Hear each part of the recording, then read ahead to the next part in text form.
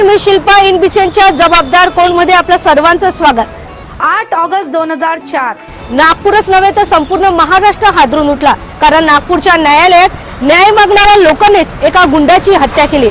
एक कुख्यात गुंड त्याच्या त्रासाला कंटाळून त्याच्या वस्तीनेच त्याला संपविले।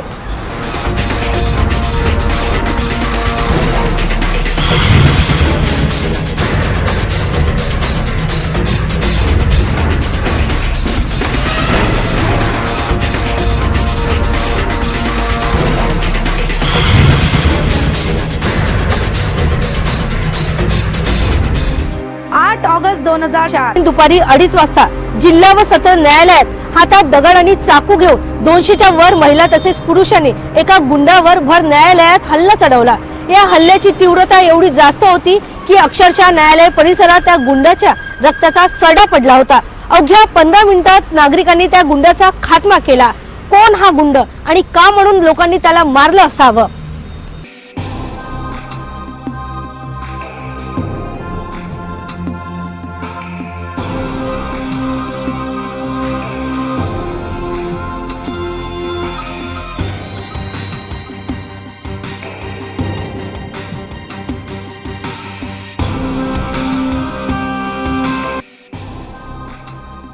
नागरिक ज्या गुंडाच्या जीवावर उठले होते त्याचं नाव होतं अक्कू यादव।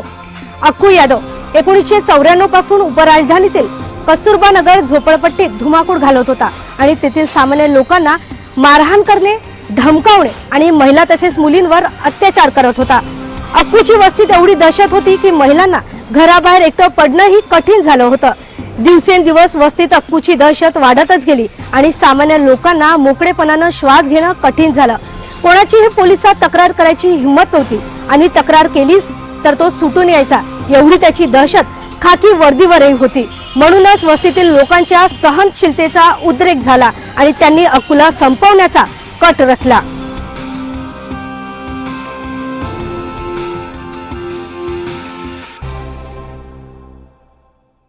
8 ऑगस्ट 2003 ला अक्कूची कोर्टात पेशी होती। याची माहिती कस्तुरबा नगर झोपडपट्टीतील लोकांना मिळताच त्यांनी अक्कूवर हल्ला करण्याचा प्रयत्न केला, मात्र यावेळी अक्कू सुदैवाने बचावला।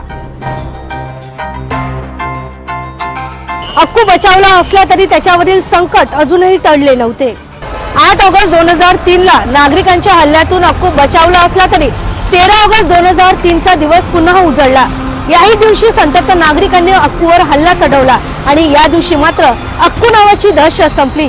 कायदा हातात घेणं गुन्हा असला तरी लोकांवर ही वेळ का आली असावी? का म्हणून लोक हिंसक झाले असावी? कायद्यावर, पोलीस प्रशासनावर नागरिकांचा विश्वास राहिला नाही का? हा प्रश्न पुन्हा या घटनेवरून समोर आला।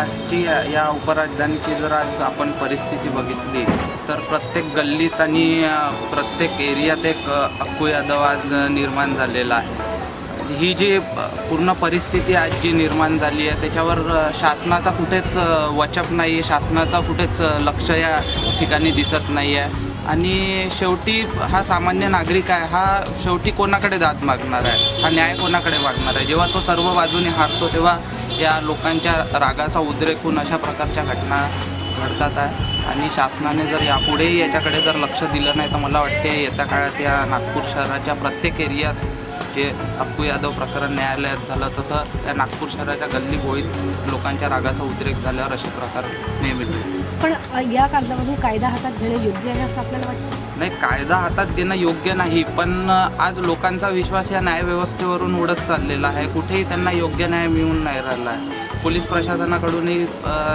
त्यांना योग्य न्याय मिळून नाही राहिला। मग लोक करणार काय? शेवटी लोकांच्या रागाचा एक दिवस उद्रेक झाल्यावर अशा घटना घडणारच आहे। त्याच्यासाठी संपूर्ण प्रशासनच जबाबदार आहे असं मला वाटतं। सोसाइटी की भी जवाबदारी होनी चाहिए और पुलिस वालों की भी। जब पब्लिक जाती है उनके पास कंप्लेंट करने के लिए तो उन्होंने थोड़ा नहीं, कम से कम आके देखना चाहिए और एक्शन ऐसे लेना चाहिए कि पब्लिक भी सेटिस्फाइड हो। कहीं ना कहीं जैसे गुंडागर्दी बढ़ती है, सोसाइटी उसे सोसाइटी उसे ये नहीं कहती कि सोसाइटी उसका रिएक्ट नहीं करती है, नहीं हमें नहीं छेड़ा गया है, हमें हमारी रिस्पॉन्सिबिलिटी नहीं है। यहाँ रिस्पॉन्सिबल होना बहुत ज़रूरी है। आज किसी और पे हुआ है तो कल हम पे भी आ सकती है मुसीबत। तो हम जब पुलिस को जाके कंप्लेंट करते हैं, पुलिस वालों का भी ये काम है कि वो रिएक्ट करे उस चीज़ को, ना कि उसे नज़रअंदाज करे, ना कि उन लोगों के संगत में हो जाए, अपोजिट जो है गुंडे जो है उनके अपोजिट में हो जाए या उनके साथ रहे या उनसे रैंसम जो वसूल करते हैं या जो भी उसे कहते हैं वो लेके वो उनको सपोर्ट करे। पब्लिक की सेवा करने के लिए एक्चुअली पब्लिक की तरफ से ही उनको सब कुछ जाता है, जो भी टैक्सेस वगैरह उन्हीं से उनके जो भी पेमेंट्स होते हैं, तो इनका काम है कि हमको सपोर्ट करें। और मेरा ये मानना है कि जब भी हम कोई कंप्लेंट करते हैं किसी चीज़ पे कि ईव टीजिंग हो रही है या कुछ हो रहा है ऐसा प्रॉब्लम, तो पुलिस उसको अनदेखा कर देती है, सिर्फ रिपोर्ट लिखवा लेती है और उसके बाद का एक्शन कोई लेती नहीं है। तो वो चीज़ से पब्लिक पे बहुत बुरा असर होता है, सोसाइटी उससे कैसे दबी रह जाती है। हम ये सोचते हैं कि पुलिस हमारा साथ देंगी या कुछ करेगी हमारे कंप्लेंट्स पे, लेकिन ऐसा कुछ होता नहीं। तो उस हिसाब से पब्लिक का भरोसा उठते जा रहा है पुलिस से, तो ऐसा नहीं होना चाहिए। और मेरे ख्याल से सोसाइटी का भी ये कहना, सोसाइटी ने भी ये करना चाहिए कि जब भी ऐसा कुछ होता है तो एकजुट होके वो चीज़ों के ऊपर मीन्स रिएक्ट होना चाहिए, न कि नहीं हमारा नहीं है, हम क्यों पढ़ना, हम अपने दरवाजे लगा लो। ऐसा नहीं होना चाहिए। उससे कैसे आम जो सिंगल जो पर्सन रहता है, सिंगल जो एक इंसान रहता है, उसकी हिम्मत टूट जाती है, वो कहाँ तक लढेगा ये चीज़ें। कायदा हातात घेणे हा तर काही उपाय नाही आहे कोणतेही. जर गुंडगिरी हे प्रवृत्ती असते आणि मानवी जीवनातली प्रवृत्ती संस्काराने जात असते. संस्काराचाही विषय नाही आहे. प्रश्न ही वेळ का बरं आली जनतेवर? हे एका दिवसात होणारी घटना नाही, कारण की आज कोणी गुंडाने केलं नाही एखादा म्हणे सगळे एवढ्या महिला का बरं आक्रोशित झाला? त्यांनी व्यवस्थेविरुद्धचं एल्गार नाही आहे या दृष्टिकोनातून बघितलं पाहिजे. कारण की शेवटी हा व्यवस्थेमध्ये जर कुठेतरी घोळ जर निर्माण झाला तेव्हाच जनता अशा प्रकारचे कायदे हातात घेऊन आपल्या बाजूने आपली बाजू मांडण्याचा प्रयत्न करीत असतात. जर कायदा जर सगळेजण हातात जर घ्यायला लागले तर जंगल राज होईल. जेव्हा आपण म्हणतो हा लोकशाहीचा देश आहे, लोकांचं राज्य आहे, लोकांची गोष्ट ऐकून संपूर्ण राज्य चालते, मग त्याच्यात पोलीस प्रशासन असो, सरकारी खाते असो, जर तिथे जेव्हा जनतेची सुनावणी नाही होईल तेव्हा या देशामध्ये अशा प्रकारच्या प्रवृत्त्यामध्ये निघाला लोकांमध्ये मनामध्ये असणारा जो राग आहे तो व्यक्त होईलच. परंतु इथपर्यंत स्थिती का बरं आली याचासुद्धा विचार करणे आवश्यक आहे. या झपाट्याने शहरीकरण वाढते आहे, या झपाट्याने काय म्हणते गुंडगिरी वाढते आहे, ही एका दिवसात वाढणारी गोष्ट नाही आहे. याला एक काळ लागतो, 30 वर्षाचा 40 वर्षाचा.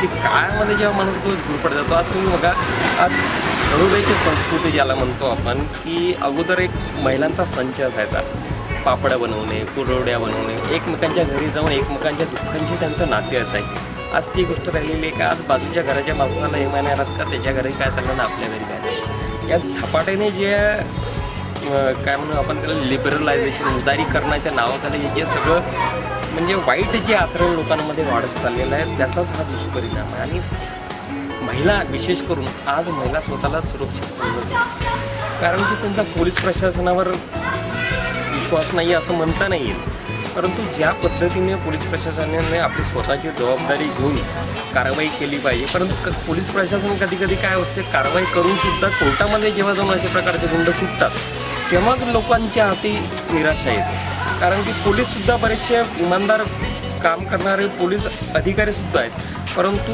कायद्याच्या कुठेतरी आपला कायदा कमी पडतो आहे. की अशा लोकांना आज तुम्ही बघा, गुंडगारांना प्रत्येक धारा कलमा माहिती आहेत, पण एखादा सामान्य माणसाला विचारा त्याला साधीशी एखादी आपसामध्ये लढणारीची धारा जरी सांगितली नाही त्याला घाम फुटतो. न्यायालयाच्या आवारात ही घडणारी पहिली घटना नव्हती. यापूर्वीही पिंटू शिर्के नामक व्यक्तीची न्यायालयात हत्या करण्यात आली होती. या प्रकरणानंतर न्यायालयाच्या सुरक्षेवर प्रश्नचिन्ह निर्माण झाले होते, परंतु अक्कू यादव प्रकरणानंतर पुन्हा न्यायालयाच्या सुरक्षेवर प्रश्न निर्माण झाला आहे की उपराजधानीचं न्यायालय कितपत सुरक्षित आहे.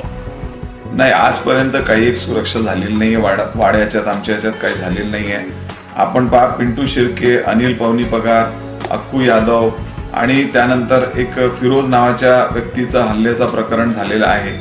त्याप्रमाणे आमच्याकडे कोर्टात आमची स्वतःची जी तिजोरी आहे, ट्रेझरी, कोर्टाच्या मालमत्तेची जी ट्रेझरी आहे त्याला सुद्धा तोडण्यात आलेली आहे. तिथून 2 लोक दिवाल तोडून आमच्याकडे जे कस्टडी आहे त्या कस्टडीतली दिवार तोडून ते लोक पळून गेले.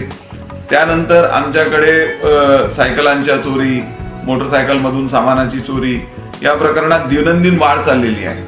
आमच्याकडे फक्त सुरक्षेच्या नावाने एक पोलीस चौकी एस्टॅब्लिश करून दिलेली आहे. तिथे काही पोलीसवाले येऊन बसतात. त्या व्यतिरिक्त आमच्याकडे काही एक सुरक्षेची व्यवस्था आजपर्यंत वाढलेली नाही आहे. आम्ही दिनोदिन मागणी केलेली आहे की आमच्याकडे metal detector, personal frisking cameras आणि सुरक्षेच्या हेतूने आमच्याकडे काहीतरी अग्निशमनचे जे यंत्रणा आहेत त्यांना सुद्धा आमच्याकडे लावा. पण असं काही एक झालेलं नाही आणि आम्हाला असं अव्यवस्थित आपण पहा की एक बॉम्बस्फोट सुद्धा आमच्याकडे झालेला आहे.